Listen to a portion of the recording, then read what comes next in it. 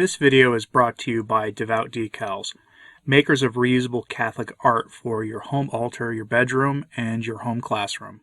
I want to talk about a phrase Francis used, or to use the phrase he used as a launching point for an interesting bit of news that came across my desk. And that phrase is gestures of power. Francis will often say in speeches things he professes to condemn, but is himself an expert in engaging in. On December 2nd, Francis was in Cyprus, where he addressed a group of faithful and told them this rather unbelievable thing. According to Rome reports, quote, "Let us nurture hope by the power of gestures, rather than by gestures of power." End quote. Those are the words of Francis, and they're pretty funny coming from him, or it appears to be funny until you recognize that Francis's actions towards the traditionally minded among the faithful have not been to nurture hope at all. Rather, through the power of his gestures, it is meant to force submission to his modernist will. But that's not the only gesture we're seeing now, as the priests of the FSSP and similar groups are being reported as being the target now of not only a strange media campaign of destruction by Catholic outlets, but also that they are reportedly going to be the target of apostolic visitations in the coming months that will almost certainly go as badly for them as they have gone for every religious group that leans towards tradition to any degree in the past 20 years. Very, very badly. In fact, so badly that when Mother Angelica's group of nuns was visited by Rome in an apostolic visitation, a formal apostolic visitation many years ago, preceding the papacy, alleged papacy of Francis, they went from 40 nuns strong in their community to merely 12 in the face of the forced modernism they underwent. I reported on this move against the FSSP on Monday, but now we have some new news. The laity are being targeted next. That's entirely predictable, and along with it, I have an interesting bit of history news related to this whole mess that really puts things in a different light, so let's dive in. I've received anonymous reports from listeners that the priests at their parish are warning people that the Vatican is now literally sending people to the parish to sit amongst the faithful and warn them against going to the evil, evil traditional Mass, evil only in the minds of the depraved modernists. It seems incredible, but I've received the reports of that from trustworthy listeners that I've been in communication with for some time, long before this story ever happened.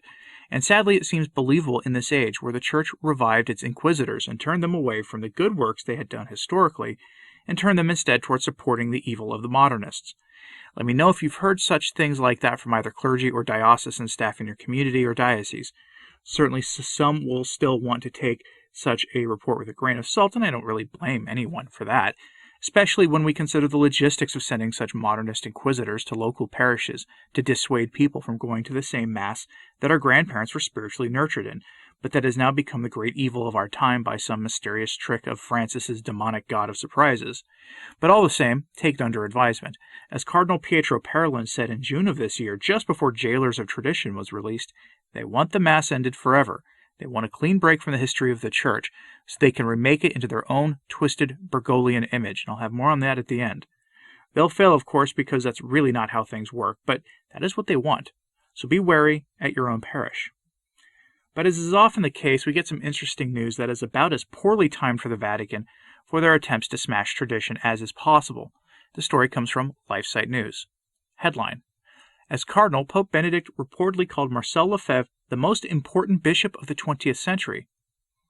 For those who somehow may not be aware, Archbishop Lefebvre was the French prelate who founded the unfairly and uncharitably maligned Society of St. Pius X, and was excommunicated against canon law for believing the Church was in a state of emergency, and consecrating 4 bishops without approval from Rome that was so steeped in modernism that the worship of idols took place in numerous Catholic parishes in and around Rome, and they didn't even bat an eye, all of it more than 30 years before the Pachamama debacle. If you don't believe me, look up the Assisi mess.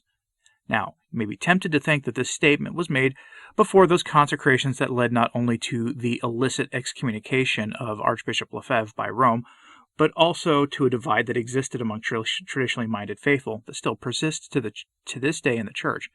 If you believe that, you'd be wrong. According to the article, those words were written in then Cardinal Joseph Ratzinger's writings in 2003. Of this, then Cardinal Ratzinger said, quote, "It is hard to see what the Church owes to Archbishop Lefebvre, not just for his African period, but also later for the Church as a whole. I consider him to be the most important bishop of the 20th century, with regard to the universal Church. Had the French episcopate at that time shown even a little more Christian charity and fraternity towards Archbishop Lefebvre, things might have taken a different course. From my current point of view, I have to agree with Archbishop Lefebvre in retrospect about having his own bishops. Today, after the experience of 15 years of Ecclesia Dei, it is clear that such a work as that of the priestly fraternity of St. Pius X cannot simply be handed over to the diocesan bishops." End quote. He had the power as Pope to fix that, and he chose not to, and I don't know why. Imagine our situation today if the SSPX wasn't sitting in or near many dioceses so as to create opportunities for lay faithful who want the faith untwisted by modernism, which then, of course, forces bishops to at least allow the traditional liturgy, traditional sacraments, and yes, traditional teachings to happen, whether it's in diocesan parishes or with the FSSP or other groups that have a more normal relationship with Rome. And instead, imagine a situation where the bishops were the ones in charge of whether or not something identifiable as the Catholic faith was permitted in their dioceses. Things would be all the worse because, quite simply, there would be no traditional priestly fraternities. You might get a rare traditional mass said as a curiosity, but for the most part the sacred traditions of the Church would have been buried forever, regardless of what St. Pius V's binding and anathema-containing decree quo primum had to say on the matter. Of course, that was not God's will for the Church, and thanks be to God for that. Later, in 2009, as Pope Benedict, Ratzinger would act to try to begin normalizing things with the SSPX, causing much consternation among those who had been with the SSPX for decades at that point. That was after Summorum Pontificum, and talks directly with Bishop Fillet of the SSPX, as well as the lifting of the excommunications that had been imposed in 1988. Even Francis later would give faculties in certain areas to the SSPX, including the ability to ordain their own priests without approval from Rome, as well as sacramental rites that Bishop Athanasius pointed out means they have had de facto full sacramental rights due to the fact that a priest cannot only have partial faculties in that area except under extreme circumstances and only for individual priests.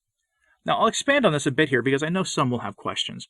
Bishop Athanasius said this of the SSPX at the time, quote, "It's difficult to say that these priests are outside the Church or are schismatic when they possess the ordinary faculties of confession given by the Pope himself. And then the Pope authorized the bishops of the parish priests to grant the priests of the SSPX the faculties to assist canonically at marriages, matrimonies." The German Kazakh bishop remarked, "So we see there is a situation which is always closer to canonical normalization, and this is good.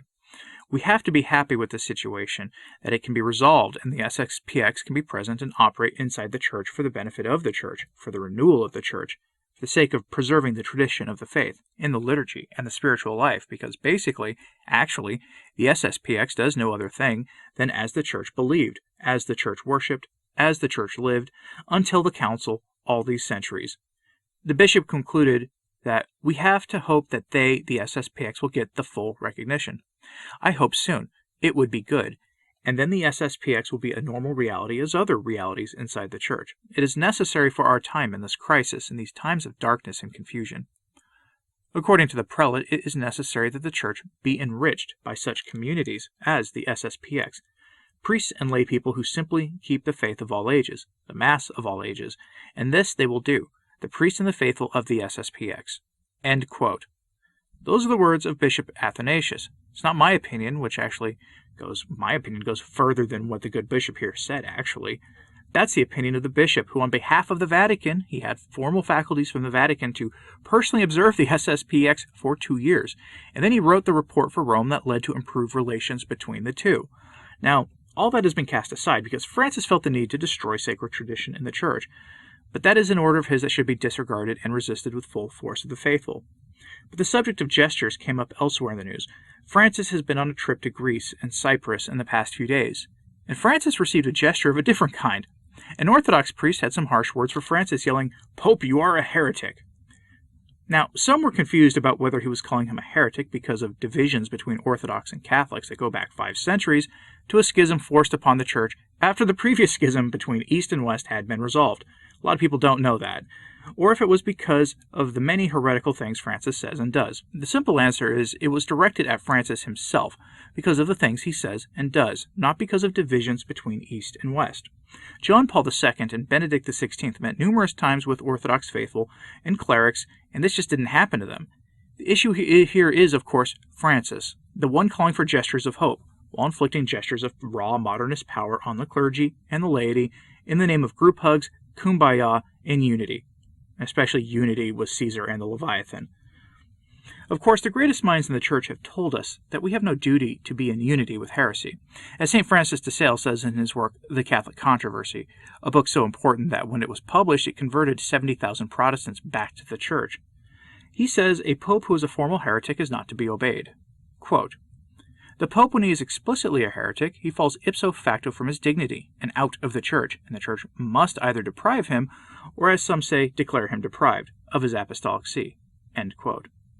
And when he says some say, that includes St. Robert Bellarmine, who has an entire work on that. And I may interview a Catholic luminary on this in the new year on that topic, on whether the Pope can be the Antichrist and whether the Pope is what St. Robert Bellarmine says on that and how binding it is. Let me know if you'd like that in the comments. And if I do that interview, it'll be on camera. So there you go. But how that whole process would work, the deposing of a Pope, is anyone's guess, especially since the body of bishops at our time are either semi-modernists themselves or fully embracing of modernism, with some very few exceptions. Modernism is a formally defined heresy. And that begs the question, what gestures of hope will you show to Francis when the time comes for him to shepherd you into his false universal church of man, the ape of the church of prophecy? Because that's what he's building, a false edifice that the world will see as the Catholic Church, but in reality will not be the mystical body of Christ at all, but will rather be the instrument for shepherding people into the mystical body of Antichrist. Will you submit? Will you continue to listen to charlatans who tell you how bad and evil the only groups resisting modernism are? Let me know in the comments, please, what you think of this, and keep it civil. And please, pray for the Church. I'm Anthony Stine. Ave Maria.